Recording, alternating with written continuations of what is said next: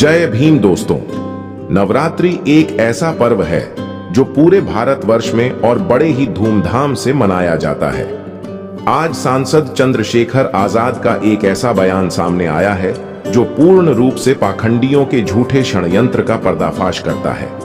आज हम इसी टॉपिक पर विस्तार पूर्वक चर्चा करेंगे। मैं चाहूंगा कि आप लोग इस वीडियो को अधिक से अधिक लोगों तक पहुंचाने में हमारी मदद करें। इसके लिए आप लोग इस वीडियो को लाइक, शेयर और हमारे चैनल को सब्सक्राइब कर सकते हैं, जिससे वीडियो का एंगेजमेंट बढ़ेगा और YouTube इस वीडियो को अधिक से अधिक लोगों तक पहुंचाने में हमारी मदद करेगा।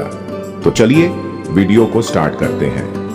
मित्रों, हम आप लोगों को चंद्रशेखर आजाद के उस बयान के बारे में बताना शुरू करें, उससे पहले हमें इस बात पर चर्चा करना जरूरी है कि नवरात्रि का पर्व क्यों मनाया जाता है, इसकी असली सच्चाई क्या है। नवरात्रि के पीछे हमें जो कहानी बताई जाती है, खासकर अगर इसे ऐतिहासिक, वैज्ञानिक या तार्किक दृष्टिकोण से देखा जाए, यहाँ कुछ संभावित तर्कों को विस्तार से समझाया गया है जो इस विचार को चुनौती दे सकते हैं कि नवरात्रि की कहानी सचमुच हुई घटना है। सबसे पहले नवरात्रि की मुख्य कहानी मां दुर्गा और महिषासुर के बीच युद्ध की है, जो पुराणों, विशेष रूप से देवी महात्म्य दुर्गा सप्तशती में वर्णित है। इस कहानी में कहा जाता है कि महिषासुर नामक एक शक्तिशाली असुर ने देवताओं को परेशान किया, जिसके बाद देवी दुर्गा ने 9 दिनों तक उससे युद्ध किया और अंत में उसका वध कर दिया। लेकिन इस कहानी का कोई ऐतिहासिक प्रमाण नहीं मिलता। पुरातात्विक खुदाई या प्राचीन अभिलेखों में महिषासुर नामक किसी राजा या शासक का उल्लेख नहीं है, न ही किसी ऐसी महिला योद्धा का जिसने 9 दिनों तक युद्ध किया हो। यह संकेत देता है कि यह कथा शायद सांकेतिक या मिथकीय हो सकती है, न कि वास्तविक घटना। दूसरा तर्क यह है कि इस कहानी में अलौकिक तत्वों की भरमार है। मां दुर्गा को 10 भुजाओं वाली शेर पर सवार और विभिन्न हथियारों से सुसज्जित बताया जाता है। यह एक मानव के लिए शारीरिक रूप से असंभव है। साथ ही महिषासुर को आधा भैंसा और आधा मानव बताया जाता है, जो जैविक रूप से संभव नहीं लगता। विज्ञान के नजरिए से ऐसे प्राणी प्रकृति के नियमों के खिलाफ हैं, जिससे यह संदेह पैदा होता है कि यह कहानी कल्पना पर आधारित हो सकती है, जो लोगों को नैतिक संदेश देने के लिए बनाई गई हो। तीसरा, नवरात्रि की कहानी का समय और स्थान अस्पष्ट है। पुराणों में यह नहीं बताया गया कि यह युद्ध कब और कहां हुआ। अगर यह एक वास्तविक घटना थी तो इसके कुछ भौगोलिक या कालखंड के सबूत होने चाहिए, जैसे कि उस समय के सिक्के, शिलालेख या अन्य संस्कृतियों में इसका उल्लेख। लेकिन ऐसा कुछ भी नहीं मिलता, जिससे यह प्रतीत होता है कि यह कथा धार्मिक ग्रंथों तक सीमित है और ऐतिहासिकता से इसका कोई लेना देना नहीं। चौथा तर्क सांस्कृतिक और प्रतीकात्मक दृष्टिकोण से है। कई विद्वानों का मानना है कि नवरात्रि की कहानी वास्तव में प्रकृति और मानव जीवन के चक्र को दर्शाती है। मां दुर्गा को शक्ति का प्रतीक माना जाता है और महिषासुर अज्ञानता या अहंकार का। 9 दिनों का युद्ध आत्मसंयम और आत्मिक शुद्धि की प्रक्रिया हो सकता है, जो उपवास और पूजा के माध्यम से व्यक्त की जाती है। इस नजरिए से यह कहानी एक रूपक, मेटाफर है, न कि सचमुच घटी घटना। इसे झूठ कहना शायद सही न हो, लेकिन इसे सच मानना भी तर्क संगत नहीं लगता। पांचवा, विभिन्न क्षेत्रों में नवरात्रि की कहानी और रीति रिवाज अलग अलग हैं। उत्तर भारत में दुर्गा महिषासुर की कथा पर जोर है, जबकि दक्षिण भारत में इसे लक्ष्मी, सरस्वती और दुर्गा की पूजा से जोड़ा जाता है। गुजरात में गरबा और डांडिया का महत्व है, जो युद्ध की कहानी से सीधे जुड़ा नहीं लगता। अगर यह एक वास्तविक घटना थी तो इसके उत्सव और कथाओं में इतना अंतर क्यों? यह सुझाव देता है कि नवरात्रि स्थानीय परंपराओं और विश्वासों का मिश्रण है, जो समय के साथ विकसित हुआ, न कि एक निश्चित ऐतिहासिक घटना का परिणाम। मित्रों, धार्मिक कहानियां अक्सर आस्था और विश्वास पर टिकी होती हैं, न कि प्रमाणों पर। जो लोग नवरात्रि की कहानी को सच मानते हैं, उनके लिए यह आध्यात्मिक महत्व रखती है, लेकिन जो इसे तर्क की कसौटी पर परखते हैं, उनके लिए यह एक मिथक या काल्पनिक कथा हो सकती है। इसका मतलब यह नहीं कि यह बेकार है। यह संस्कृति, एकता और नैतिकता का हिस्सा है। लेकिन इसे शाब्दिक रूप से सच मानने के लिए ठोस आधार की कमी है। एक बात यह सोचने की है कि अगर मां दुर्गा और महिषासुर का युद्ध सचमुच हुआ तो उस समय के समाज में इसका असर क्यों नहीं दिखता। पुराण कहते हैं कि यह युद्ध देवताओं को बचाने के लिए था, लेकिन मानव इतिहास में उस दौर की कोई ऐसी बड़ी उथल पुथल का जिक्र नहीं मिलता जो इस घटना से जुड़ सके। मिसाल के तौर पर उस समय के लोग, इफ यह सच था, क्या इसकी चर्चा नहीं करते? क्या उनके लेखन, कला या रोजमर्रा की जिंदगी में इसके निशान नहीं होने चाहिए? फिर भी प्राचीन भारत के ग्रंथों में ज्यादातर दार्शनिक या सामाजिक बातें हैं, न कि इस तरह की विशाल लड़ाई का कोई ठोस विवरण। फिर एक और कोण से देखें, महिषासुर को भैंसा असुर कहा जाता है और कुछ लोग मानते हैं कि यह नाम किसी खास जनजाति या समुदाय का प्रतीक हो सकता था जो भैंसों को पालते थे। लेकिन अगर ऐसा था तो क्या यह कहानी उस समुदाय को दबाने या बदनाम करने के लिए बनाई गई हो सकती है? आज भी कुछ समुदाय महिषासुर को अपना नायक मानते हैं और दुर्गा को आक्रमणकारी की तरह देखते हैं। यह दिखाता है कि कहानी का सच एक तरफा नहीं हो सकता। शायद यह विजेताओं की नजर से लिखी गई और हकीकत कुछ और थी। विज्ञान का एक और पहलू लें। 9 दिन तक लगातार युद्ध करना, जैसा कि बताया जाता है, इंसानी ताकत से परे है। भले ही दुर्गा को देवी माना जाए, लेकिन महिषासुर को तो असुर ही कहा गया है, जिसकी अपनी सीमाएं होनी चाहिए। इतने लंबे युद्ध में खाना, पानी, थकान, ये सब कैसे मैनेज हुए? यह तर्क कहानी को अव्यावहारिक बनाता है, जैसे कि इसे बढ़ा चढ़ा कर लिखा गया हो ताकि सुनने वाले प्रभावित हों। और एक बात, पुराणों में कई कहानियां एक दूसरे से मिलती जुलती हैं। जैसे विष्णु के अवतारों ने भी कई राक्षसों का वध किया। तो क्या यह संभव है कि नवरात्रि की कहानी पुरानी कथाओं का एक रूपांतरण हो जो नए ढंग से पेश की गई?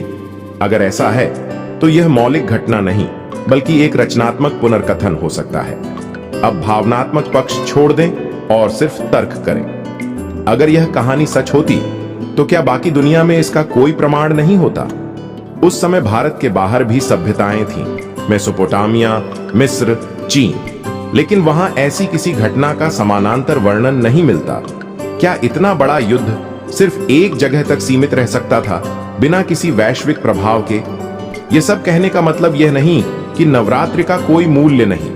यह हिंदुओं के लिए एक खूबसूरत परंपरा है जो लोगों को जोड़ती है, लेकिन इसे सच की तरह लेने की बजाय शायद इसे एक प्रेरक कथा मानना ज्यादा समझदारी हो, जो बनाई गई हो मनुष्य की कल्पना से, न कि इतिहास की किताब से। नवरात्रि का त्योहार आज भारत में एक भव्य धार्मिक और सांस्कृतिक उत्सव के रूप में मनाया जाता है। 9 दिनों तक चलने वाला यह पर्व मां दुर्गा की पूजा और महिषासुर के वध की कहानी से जुड़ा है। मुख्य धारा का कथन कहता है कि दुर्गा ने 9 दिनों तक महिषासुर से युद्ध किया और 10वें दिन उसका वध कर बुराई पर अच्छाई की जीत हासिल की। लेकिन क्या यह कहानी सचमुच उतनी सरल और शुद्ध है जितनी बताई जाती है? क्या यह संभव नहीं कि यह कथा एक गहरे ऐतिहासिक अन्याय को छिपाने का जरिया हो? एक वैकल्पिक नजरिए से देखें तो यह सवाल उठता है कि महिषासुर कोई राक्षस नहीं बल्कि बहुजन समाज का एक सम्मानित पूर्वज हो सकता था, और नवरात्रि उसकी हत्या का उत्सव है जिसे बाद में मनुवादी व्यवस्था ने अपने हित में ढाल लिया। महिषासुर का नाम सुनते ही ज्यादातर लोगों के दिमाग में एक भयानक राक्षस की छवि उभरती है, आधा भैंसा आधा इंसान, जो क्रूर और अधर्मी था। लेकिन इस छवि को गढ़ने वाले पुराण और धार्मिक ग्रंथ क्या वास्तव में निष्पक्ष हैं? महिषासुर का नाम महिष से आता है, जिसका अर्थ है भैंसा। प्राचीन भारत में भैंसा कई समुदायों के लिए आजीविका और शक्ति का प्रतीक था, खासकर उन लोगों के लिए जो पशुपालन और खेती पर निर्भर थे। ये समुदाय ज्यादातर आज के दलित, आदिवासी और पिछड़े वर्गों के पूर्वज थे, जिन्हें बहुजन कहा जाता है। कुछ इतिहासकारों और सामाजिक शोधकर्ताओं का मानना है कि महिषासुर कोई काल्पनिक राक्षस नहीं बल्कि एक वास्तविक शासक या नेता था जो अपने समुदाय का रक्षक था। उसका उल्लेख असुर के रूप में मिलता है, और असुर शब्द वैदिक साहित्य में उन लोगों के लिए इस्तेमाल होता था जो आर्य संस्कृति के खिलाफ थे। वैदिक काल में आर्यों और गैर आर्य जनजातियों के बीच संघर्ष आम थे। ये गैर आर्य लोग, जो द्रविड़, आदिवासी या अन्य स्वदेशी समुदायों से थे, अक्सर अपनी जमीन, संस्कृति और जीवन शैली की रक्षा के लिए लड़े। इस संदर्भ में महिषासुर को एक असुर कहना उसे एक खलनायक बनाने की बजाय उसके प्रतिरोधी स्वभाव को दर्शाता है।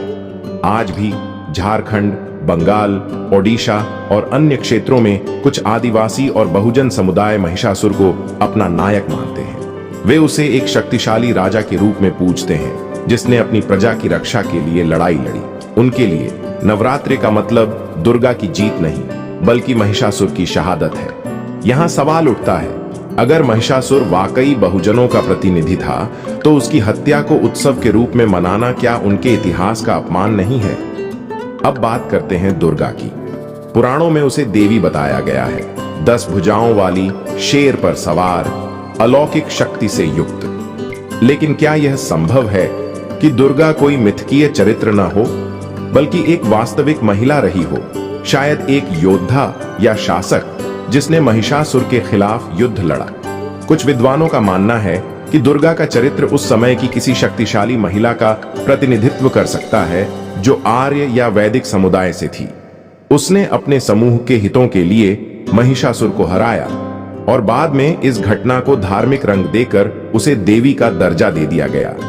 यह भी हो सकता है कि दुर्गा कोई व्यक्ति न हो, बल्कि एक प्रतीक हो, आर्य संस्कृति की शक्ति और वर्चस्व का। वैदिक काल में विजेताओं ने अक्सर अपने विरोधियों को राक्षस या असुर के रूप में चित्रित किया, ताकि उनकी जीत को नैतिक और धार्मिक रूप से जायज ठहराया जा सके। इस नजरिए से दुर्गा और महिषासुर का युद्ध दो समुदायों, आर्य और गैर आर्य के बीच का संघर्ष हो सकता है, जिसमें गैर आर्य हार गए और उनकी हार को बुराई का अंत कहकर प्रचारित किया गया। अब यहाँ सबसे बड़ा सवाल आता है, अगर महिषासुर बहुजनों का नायक था और दुर्गा ने उसे हराया, तो इस घटना को एक भव्य त्योहार में कैसे बदल दिया गया? इसका जवाब मनुवाद में छिपा है। मनुवाद, जो मनुस्मृति पर आधारित सामाजिक व्यवस्था है, ने भारतीय समाज को वर्णों में बांट दिया: ब्राह्मण, क्षत्रिय, वैश्य और शूद्र। इस व्यवस्था में बहुजन समाज, दलित, आदिवासी और अन्य मेहनतकश वर्ग को सबसे निचले पायदान पर रखा गया।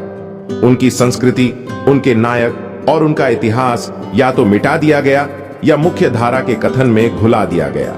नवरात्रि को समझने के लिए हमें इस ऐतिहासिक प्रक्रिया को देखना होगा।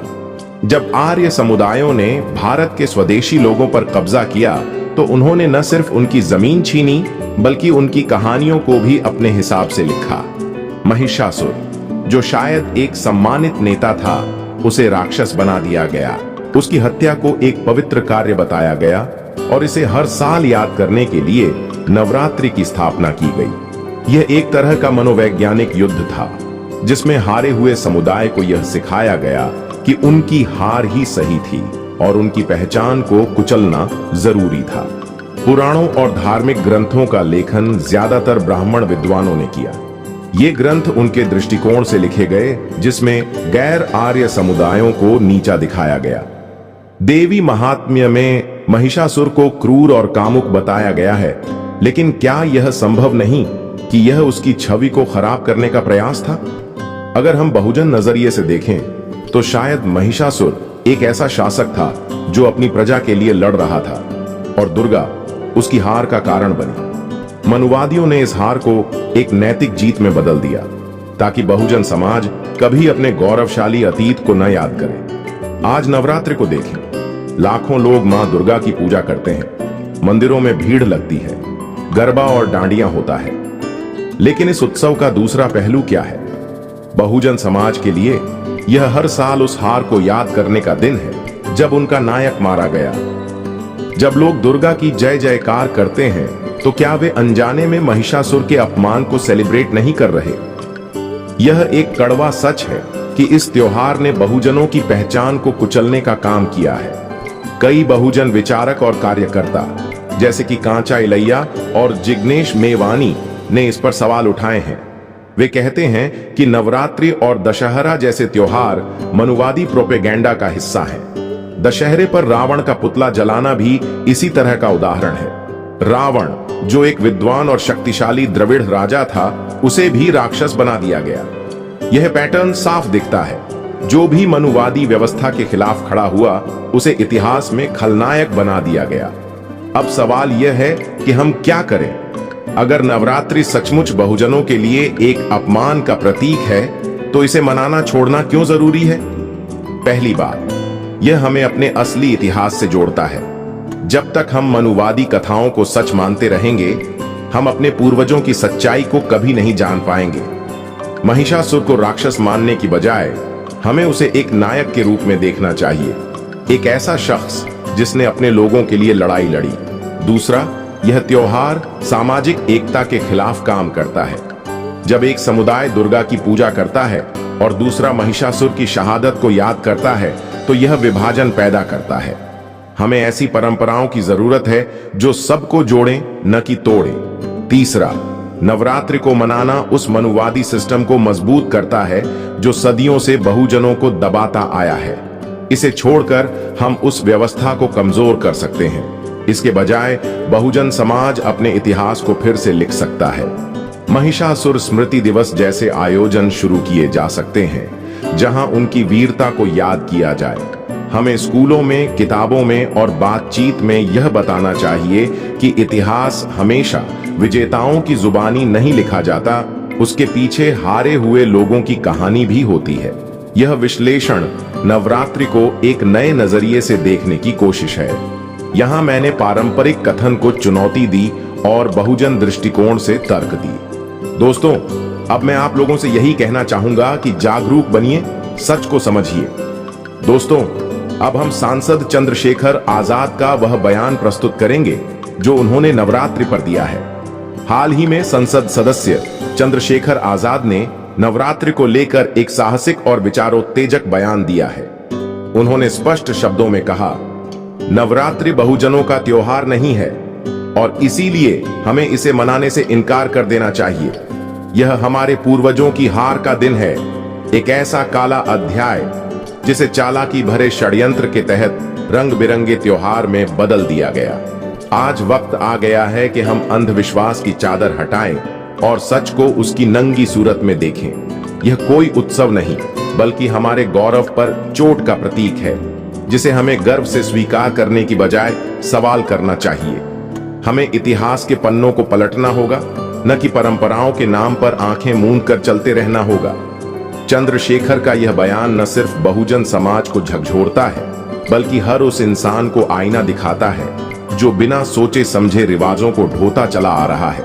उन्होंने आगे कहा, यह समय जश्न का नहीं, जागृति का है। हमारे पूर्वजों का खून इस धरती पर बहा और उस बलिदान को ढकने के लिए ये कहानियां गढ़ी गईं।